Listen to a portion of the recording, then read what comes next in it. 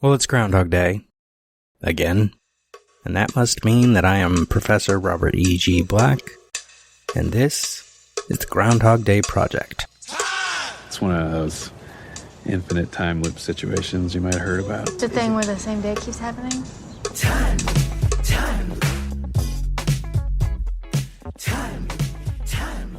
I wake up every day right here, right in Punxsutawney, and it's always February 2nd. The last revision is what counts, apparently. We are in minute 90 of Groundhog Day, which starts with the lingering hi from Debbie and ends with, Phil might be offering to reveal everything to Rita once again. We'll talk about that when we get to it. Starting at the beginning, of course, Rita and Phil are dancing, Debbie and Fred are just the latest interruption, and Phil offers a gift. Well, first, yes, Debbie is still saying hi as this minute cuts, so her hi lasted longer than Rita's. It's unfortunate. When I was doing the blog, Debbie Hindenwalch is the voice of Princess Bubblegum on Adventure Time. At the time I was writing my blog, 2013 to 2014 was the year of watching this movie every day. I had never seen Adventure Time.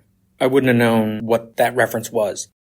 I wonder if there would have been interesting things to write about Princess Bubblegum and comparing the character to Debbie. And there could have been some interesting things to come up with. Because some days I just had to come up with random stuff. Like one day, I think the entry was pretty much just a drawing. And the drawing was characters from this as the Scooby Gang. And so I found a drawing of the Scooby Gang in front of the Mystery Machine, kind of traced around the edges and then changed details of faces, changed details of outfits, changed the details on the van, so it was the Channel 9 news van. And so it was Phil and Rita. Phil was, of course, Fred.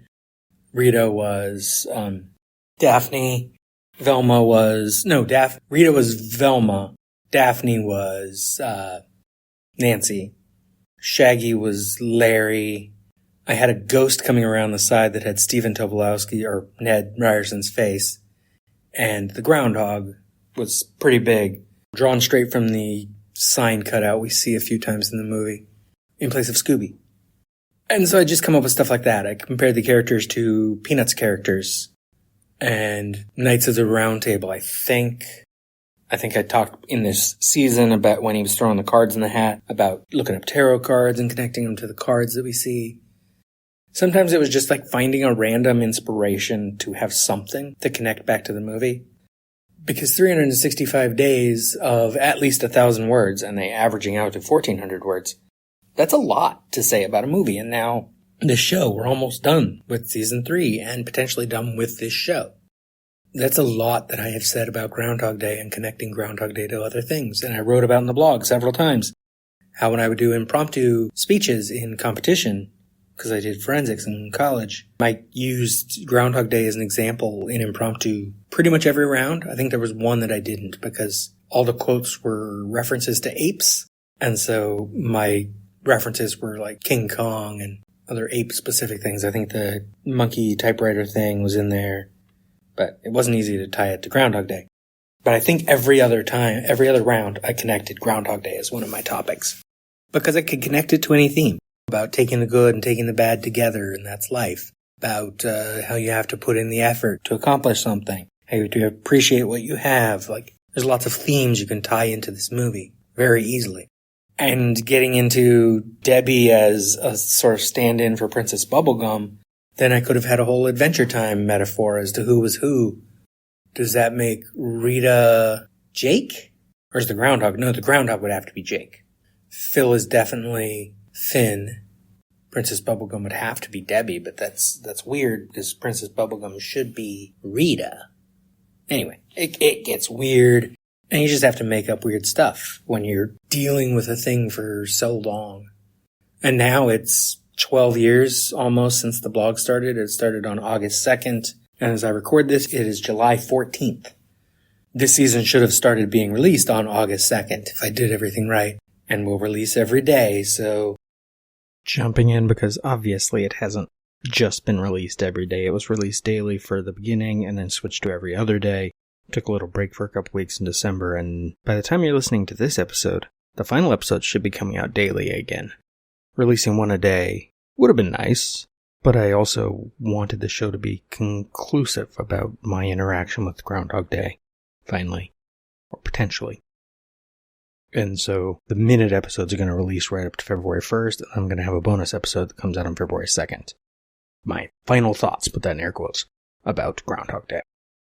So, what I'm about to say about it being November, obviously, it's not November when this episode comes out. It's January. Minute 90 were August, September, October. It's November right now? Late November? Or early, I don't know. I don't feel like mathing right now. Where was I? Oh, Phil takes out the tickets and puts them out to hand to Debbie. So he says, "Here you go, kids. Congratulations." Debbie takes them, just like, "What is this?" "Oh, no way, no way." And she turns to Fred all excited and shows it to him. He says, "WrestleMania, no way." And then Debbie's like, "How did you know? We're going to be in Pittsburgh anyway." And that's an easy thing for him to have found out, of course. Procuring the WrestleMania tickets harder because there's probably not a Ticketmaster booth in Punxsutawney. It's fairly small. You need a music store of some sort, but probably pretty close. I don't know what other towns are close to Punxsutawney. I know Woodstock is right next to a highway. It'll get you to some other towns pretty quickly if you needed to get to them. Or Phil just knew, he figured out someone in town had these tickets, and he bought them from him, or traded something for them. Maybe he did a favor for someone. They needed something. You know, it's like that story where the guy started with a paperclip and eventually ended up with a plane by trading different things for different things. I believe he traded the paperclip for a pencil, the pencil for a pen, the pen for something else. Kept trading for slightly nicer things until by the end he had a plane, which I believe is a true story. I've heard that from multiple sources. I think it actually was something the guy did. So Phil could have traded some favor for one person. That got him a favor for another person. That got him a favor for another, and eventually he had WrestleMania tickets to give to Debbie and Fred. And they're so excited about it. And then Fred's like, "Thank you, Mr. Connors. You're a real pal." Debbie says, "This is the best." And Rita's like, "I don't understand." And Phil replies, "Yeah, I guess not." Wait, that's after they walk up. Yeah. Before those lines, of course, we have the kisses. Gotta talk about the kisses because it makes sense that Debbie, excited, just got a gift, and she's clearly enamored by Phil, goes in and kisses him on the cheek. But Fred's response is to step past Debbie and kiss Rita on the cheek, which Debbie, Princess Bubblegum over here, is like, "Oh, what the hell, Fred?" She doesn't say that, but she turns on him and they walk away and she's mad. She's having those second thoughts again already. I don't think their marriage is they might stay together, but it's gonna be volatile. Rita with, "I don't understand." And Phil, "Yeah, I guess not. How does everyone know you? I mean, you only come here once a year and you seem like the most popular person in town." Before he can answer, of course, Felix and Felix's wife, one of the three women from the car, along with Sarah and Gertie, who we saw last minute. I always forget this one's name because she's Felix's wife. I think of her that way more than the name that's in the script for her line of dialogue then. And she says to Phil, "Excuse me, Mr. Connors, I want to thank you for fixing Felix's back. He can even help around the house again." Which is funny that they already know this, because when did he fix Felix's back? The only time he would have had clear access to Felix, unless they happened to live near Cherry Street, is presumably at the time of the robbery from before. So rather than rob the bank, Phil walks over to the armed security guard and picks him up and squeezes him, stretches out his spine a bit? That's gotta be awkward. And does Herman come out of the bank and pull a gun on him? Or does he do this in that moment while Doris is trying to get quarters? Does he help so that they don't drop the quarters this time? Is that something he did today? Maybe that's why Doris wants to buy. She may have seen him at the diner today. We don't know. But she's also one of the people who's going to try to buy him at the auction soon. Maybe she was right there. He helped make sure her quarters didn't fall on the ground. He fixed Felix's back and she saw it happen. So she was fascinated by this Phil guy as well. And maybe she also recognizes him from television. There was at least once, I think it was during the sticky bun conversation where Rita comments on the sticky buns and Doris is talking to Rita about them being good. It's like, aren't they? But she is staring at Phil. I'm pretty sure she knows who Phil is and finds him interesting and or attractive. So then if she sees him helping Felix, that sets it right there. She's going to try to buy him. Sometime between that time, that would have been at least 9 or 10 in the morning. It's after the festivities are apparently done, I think. I think in that when Phil's sitting on the wall and he's like, gust of wind, a dog barks. It feels like they're either setting up for or cleaning up after the ice sculpting competition, but I think it's setting up for the ice sculpting competition. I don't know what time that would be, but I'm guessing it's not long after the prognostication, so it might be 8 in the morning, might be 9. I don't know what time armored trucks do things. I don't know why this armored truck has a local driver, or local guard anyway. Where's the bank? Well, where's the armored truck going?